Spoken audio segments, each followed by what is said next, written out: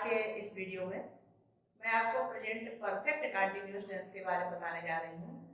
इससे पहले के वीडियो में इसके पूर्व के 3 टेंस यानी present indefinite, present continuous and present perfect tense के बारे में मैंने बताया था। आशा है कि आप लोगों को वीडियो जरूर अच्छा लगा होगा और उससे रिलेटेड चीज़ें समझ में भी आ गई होंगी। तो आप चैनल को सब्सक्राइब करना और वीडियो को लाइक करना ना भूलें। तो आइए चलते हैं प्रेजेंट परफेक्ट कंटीन्यूअस टेंस पर। पहले इनकी पहचान जान लेते हैं कि हाउ कैन वी रिकॉग्नाइज, कैसे हम पहचानेंगे, कैसे आइडेंटिफाई करेंगे कि यह सेंटेंस या यह वाक्य प्रेजेंट परफेक्ट कंटीन्यूअस टेंस का है। जिन वाक्यों के अंत में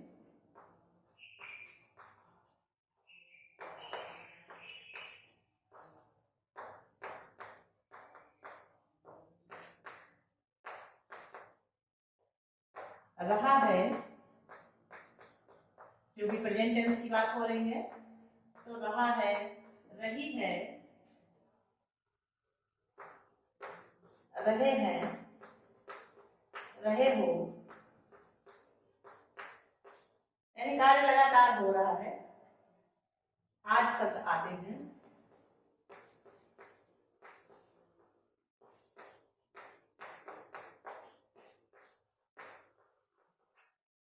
अब यहाँ पर आप कहेंगे कि यह पहचान तो प्रेजेंट कंटीन्यूअस टेंस की भी है, उनमें भी यही पहचान होती है कि रहा है, रही है, रहे हैं, यानी कार्य के लगातार जारी रहने का बोध होता है। लेकिन इनमें एक भिन्नता है, जिस भिन्नता से हम जान सकते हैं कि यह वाक्य प्रेजेंट परफेक्ट कंटीन्यूअस टेंस का है, वह यह है कि इसमें इसके साथ साथ समय की भी जानकारी दी गई रहती है कि कितने बजे से कार्य हो रहा है, अथवा कितने महीने से हो रहा है, या कितने सप्ताह से हो रहा है, या कितने घंटों से हो रहा है। तो इसमें समय की भी जानकारी दी गई रहती है। साथ में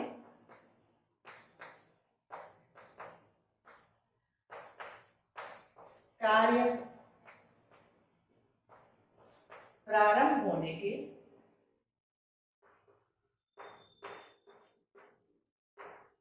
समय की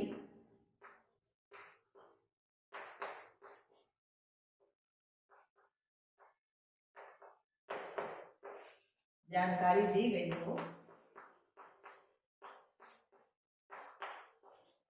वो वाक्य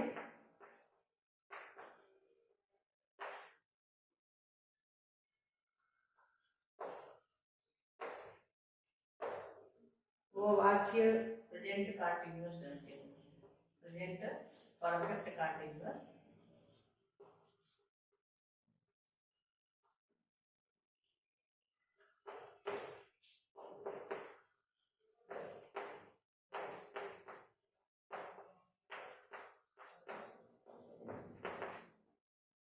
यानी ऐसे वाक्य जिनमें कार्य का लगातार होना पाया जाए और साथ में समय की भी जानकारी दी गई हो, वो प्रेजेंट परफेक्ट कंटीन्यूअस टेंस के वाक्य होते हैं।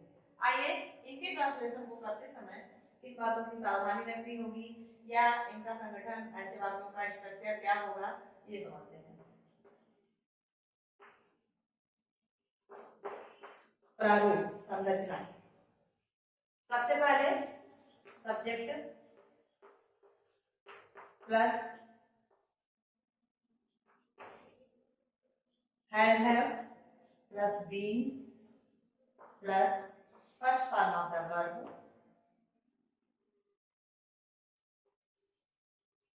First form of the verb plus ING. Same condition रहेगी, यानी जैसे प्रेजेंट कंटीन्यूअस टेंस में हम वर्ब की आईएनजी फॉर्म का प्रयोग करते हैं, उसी प्रकार से इस टेंस में भी हम वर्ब की आईएनजी फॉर्म का प्रयोग करेंगे।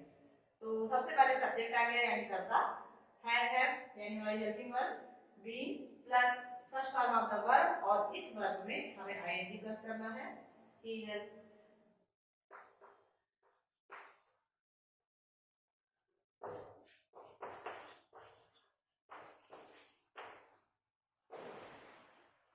अब आपको ये स्ट्रक्चर समझ आ गया होगा कि सबसे पहले सब्जेक्ट फिर हैज या है, सिंगुलर सब्जेक्ट है तो हैज, प्लूरल सब्जेक्ट है तो हैव प्लस बीन, और first form of the verb यानी आईएनजी फॉर्म उसमें लगाएंगे सिंस या फार, सिंस भी होगा अथवा फार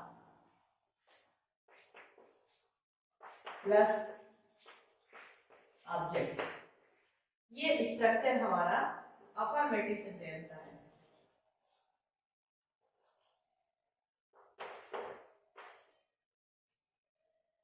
इसके पहले के वीडियोस में मैंने बताया था कि प्रत्येक टेंस में अफर्मेटिव, नेगेटिव और इंट्रोगेटिव सेंटेंस होते हैं। इंट्रोगेटिव दो टाइप के होते हैं, टाइप 1 टाइप 2, तो उनके अकॉर्डिंग हम स्ट्रक्चर बना लेते हैं और तब ट्रांसलेशन करते हैं। एग्जांपल लेते हैं।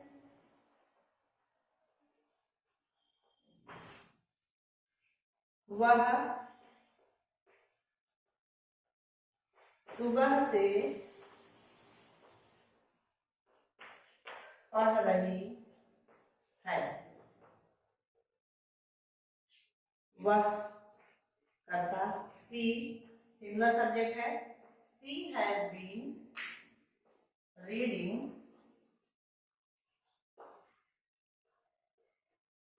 Since morning. वाक्य के अंत में full stop. She has been reading since morning. यहाँ पर सी प्रोनाउन भी है और सब्जेक्ट भी है। हैज क्योंकि सिंगुलर सब्जेक्ट है तो इसके साथ है कि हैज का प्रयोग हुआ है। बीन रीडिंग मेन वर्ब जो है वो आईएनजी फॉर्म रखी है और यहाँ पर समय की जानकारी दे रहा है यह शब्द सिंस मॉर्निंग। ठीक है, अब इसको हम एक और एग्जांपल देते हैं। यदि इसको हम इस तरह से कहें, इस सेंटेंस को लिखने से हमें ये जानकारी होगी कि कहाँ पर सिंस का प्रयोग होता है और कहाँ पर फार का प्रयोग होता है। जैसे यदि इसी वाक्य को हम कहें कि वह 2 घंटे से सो रही है।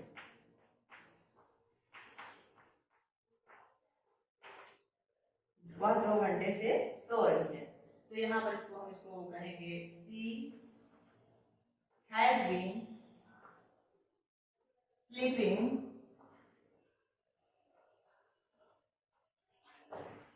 क्योंकि यहाँ पर निश्चित समय की जानकारी नहीं है, समय में थोड़ी सी अनिश्चितता है। घंटे कई घंटे हो सकते हैं, 2 घंटे, 4 घंटे, 5 घंटे, 6 घंटे। तो जहाँ पर ऐसे वर्ड आते हैं वहां पर हम फार का प्रयोग करते हैं। तो she has been sleeping for 2 hours. तो यहाँ पर एक बात मैं स्पष्ट कर देना चाहूंगी कि निश्चित समय की जानकारी यदि होती है तो वहां पर सिंस का प्रयोग करते हैं, और जैसे घंटों या पिछले कुछ महीनों या पिछले कुछ वर्षों यदि ऐसे शब्द आते हैं तो वहां पर हम समय की जानकारी के लिए फार का प्रयोग करते हैं। इनके प्रयोग में प्रायः त्रुटियां हो जाया करती हैं, तो स्टूडेंट्स इसको विशेष ध्यान देंगे कि निश्चित समय की जहां जानकारी हो, जैसे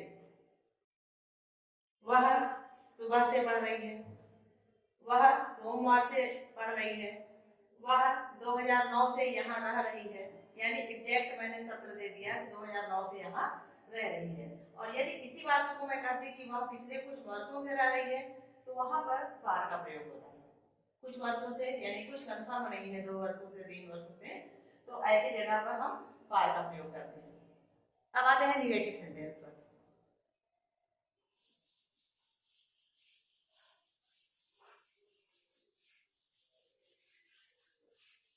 ये मैंने अफर्मेटिव सेंटेंस का उदाहरण देखा। अब आते हैं निगेटिव सेंटेंस पर। इसके पूर्व हम सिंस और फार के लिए कुछ वाक्य लिख दे रहे हैं जिससे आप रिकॉग्नाइज कर सकिए कि कहाँ पर सिंस का प्रयोग होता है और कहाँ पर फार का प्रयोग होता है। सिंस अथवा फार, इसको हिंदी में से कहते हैं। समय की जानकारी के लिए, निश्चित समय की जानकारी के लिए,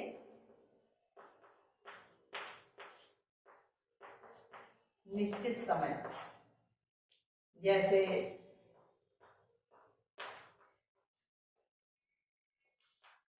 मान लीजिए सत्र की बात करें 2008 से 2008 या 2009 एग्जैक्ट डे मंडे, ये एग्जैक्ट ईयर हो गया,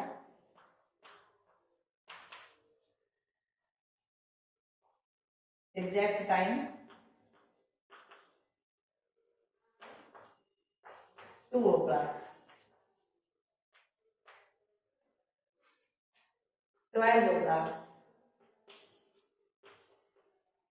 यानी मेरा यहाँ कहने का तात्पर्य यह है कि जहाँ पर बिल्कुल निश्चित जानकारी होती है, एग्जैक्ट जानकारी होती है, चाहे वह टाइम की हो या वीक की हो या ईयर की हो, तो वहां पर हम सिंस का प्रयोग करते हैं।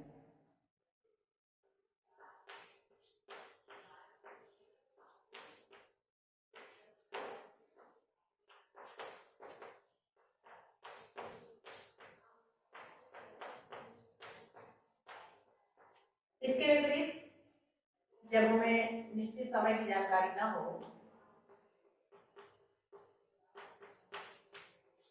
निश्चित समय, वर्ष, महीने,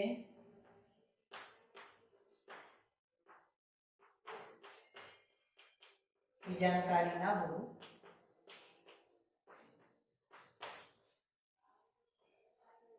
तो ऐसे वाक्यों में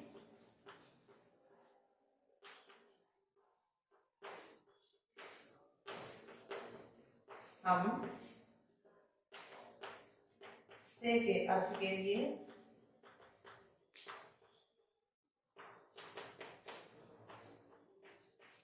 फार का प्रयोग करते हैं, फार का प्रयोग करते हैं।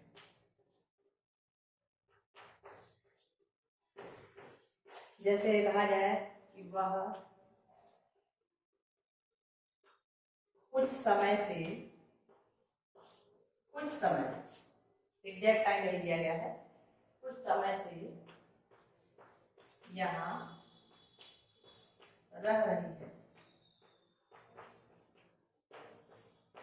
तो इसका ट्रांसलेशन होगा she has been living here for some time.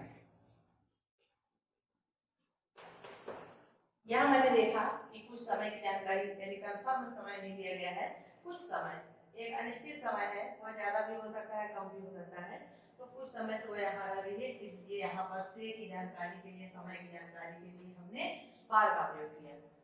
तो अब ये तो हो गई सिंस और फार की बात। अब आते हैं निगेटिव सेंटेंस पर।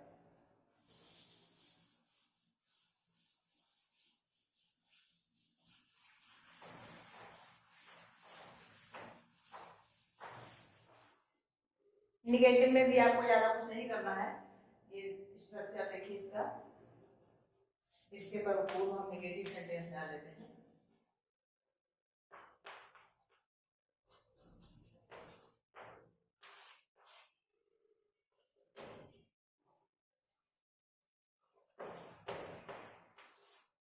सबसे पहले subject,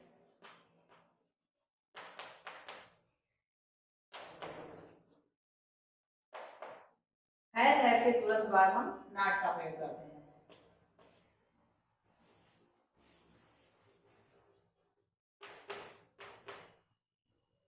ING form of the verb,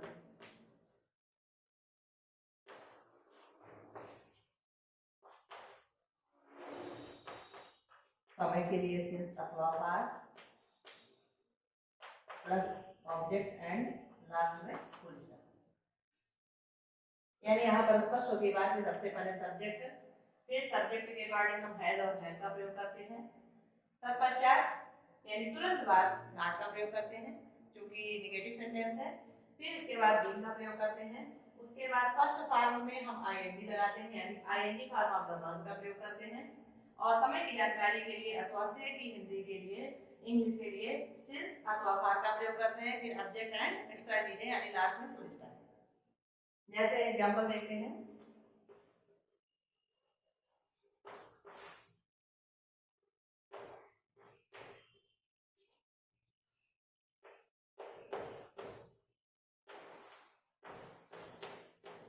वह 2 घंटे से नहीं पढ़ रही है। वह 2 घंटे से नहीं पढ़ रही है।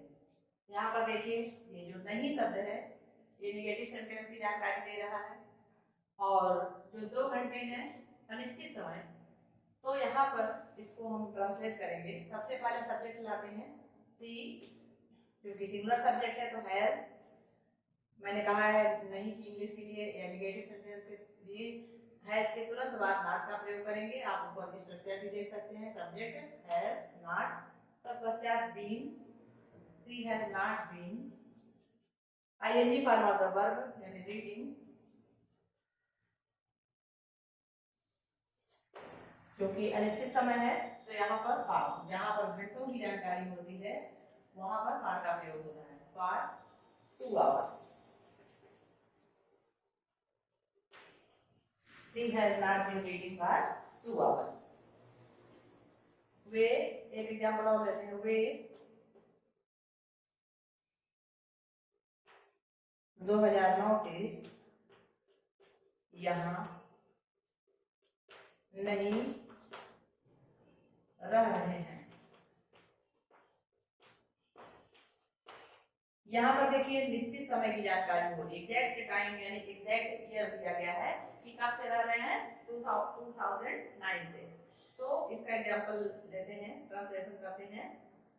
दे, क्योंकि प्लूरल सब्जेक्ट है तो हैव नॉट बीन लिविंग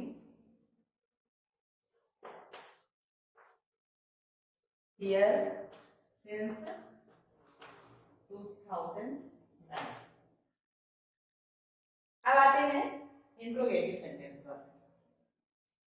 ये तो आपका हो गया नेगेटिव सेंटेंस का एग्जांपल एंड स्ट्रक्चर। अब आते हैं इंट्रोगेटिव सेंटेंस टाइप 1।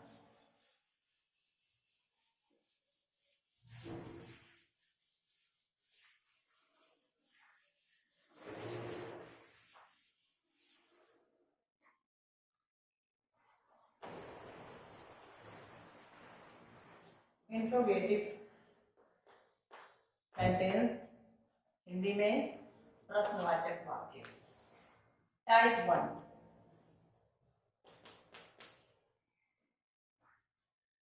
टाइप 1 अर्थात ऐसे वाक्य जिसमें प्रश्नसूचक शब्द which, what, where, why, who, how many, how वाक्य की स्टार्टिंग में आते हैं।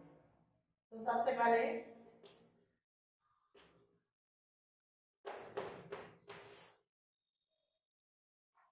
है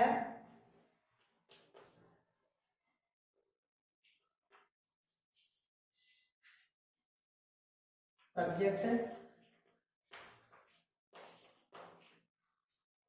been plus ING form of the verb,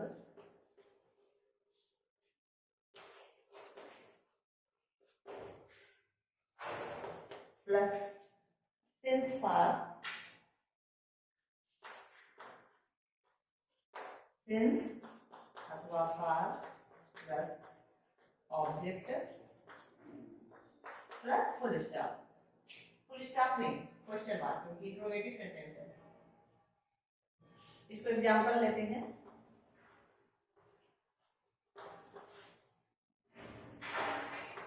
क्या वह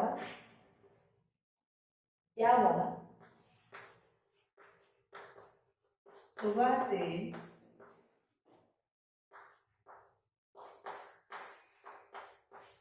पढ़ रही है? क्योंकि इंट्रोगेटिव सेंटेंस है, टाइप 1 है, एंड वाक्य की स्टार्टिंग में प्रश्नसूचक शब्द है और यहाँ पर क्वेश्चन मार्क है, तो हम इस वाक्य को देख करके पहचान रहे हैं कि यह इंट्रोगेटिव सेंटेंस टाइप 1 है। तो इसका हम ट्रांसलेशन करते हैं। क्या वह, सी या सिंगुलर सब्जेक्ट है तो हैज सी बीन रीडिंग, सुबह से since morning, since morning। यहाँ पर एक हम ध्यान देते हैं कि इंट्रोगेटिव प्लस निगेटिव भी आता है। इंट्रोगेटिव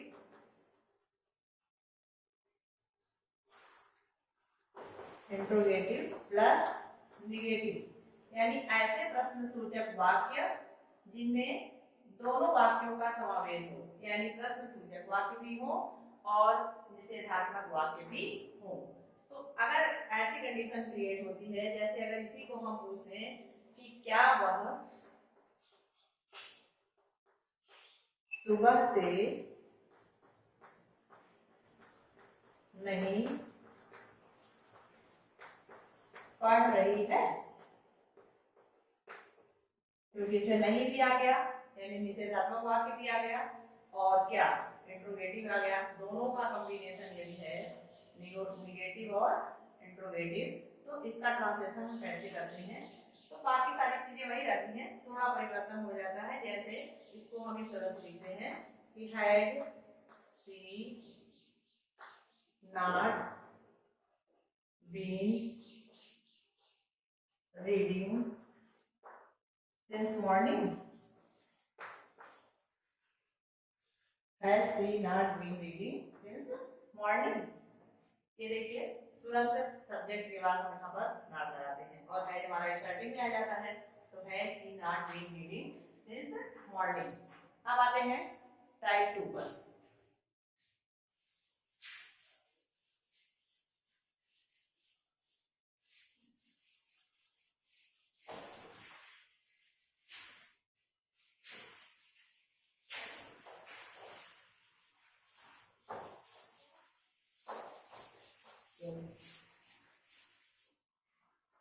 टाइप 2 अर्थात ऐसे इंट्रोगेटिव सेंटेंस जिनमें प्रश्न सूचक शब्द वाक्य के बीच में आ रहा है। इसको जैसे एक एग्जांपल लेते हैं,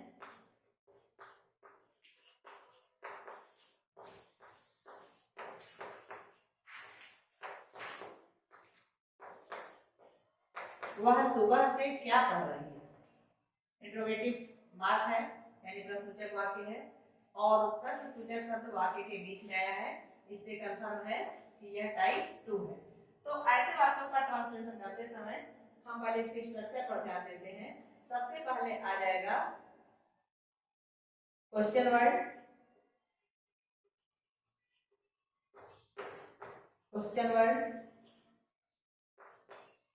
have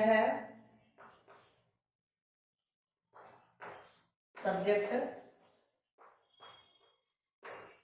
plus being, ing form of the verb,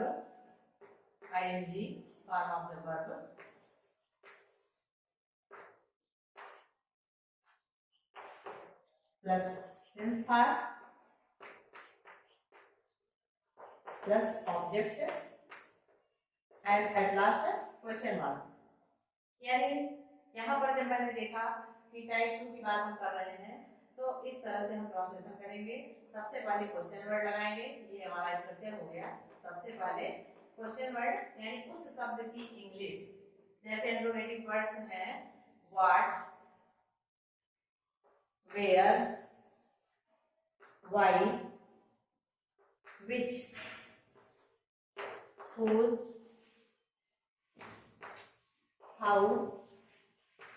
how many।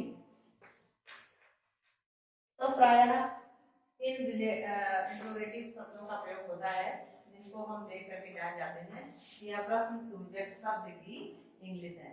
तो यहाँ पर स्ट्रक्चर में मैंने बताया है कि सबसे पहले आपको क्वेश्चन वर्ड प्रश्न सूचक शब्द का प्रयोग करेंगे, तत्पश्चात has according to subject. If singular subject है तो हैज का प्रयोग और प्लूरल सब्जेक्ट है तो हैड का प्रयोग करेंगे।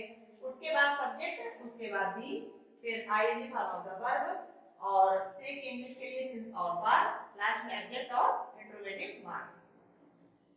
आइए एग्जांपल लेते हैं। जैसे मैंने यहाँ पर इस वाक्य को लिखा है कि वह सुबह से क्या पढ़ रही है, इसको ट्रांसलेशन करते हैं तो क्या की इंग्लिश होती है व्हाट व्हाट, क्योंकि सिंगुलर सब्जेक्ट है तो सी हैज का प्रयोग होगा। What has she been reading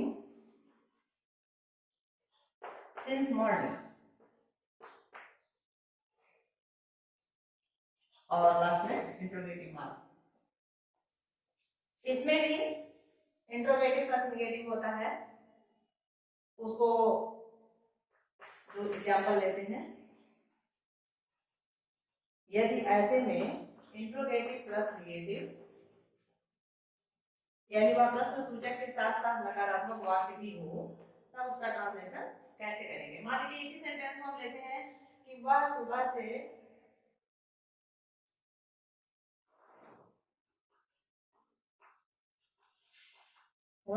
से क्या नहीं पढ़ रही है।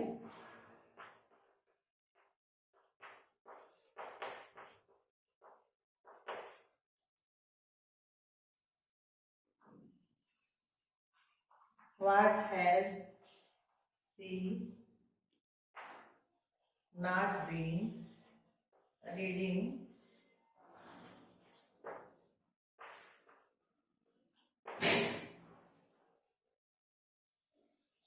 since morning।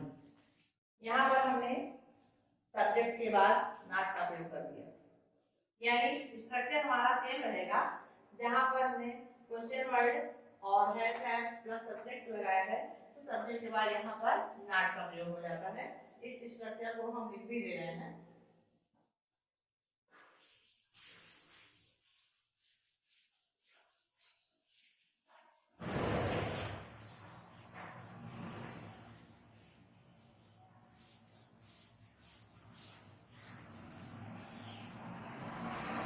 जैसे सबसे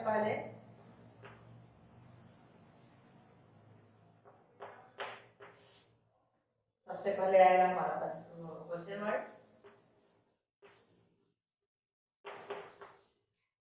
क्वेश्चन वर्ड, प्लस हैज है subject plus not plus been plus ING form of the verb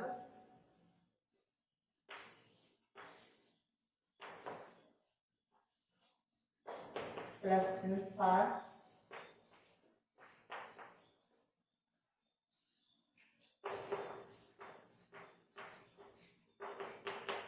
question mark. यहाँ पर मैंने आपको एग्जाम्पल दिया ही है, एक और एग्जाम्पल लेते हैं।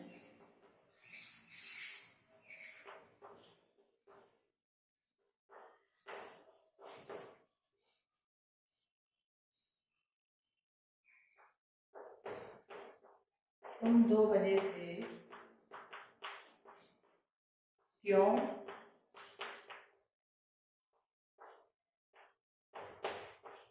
नहीं टहल रही हो। तुम 2 बजे से क्यों नहीं टहल रही हो। यहाँ पर ध्यान दीजिएगा कि निगेटिव सेंटेंस प्लस इंट्रोगेटिव दोनों का कॉम्बिनेशन है। तो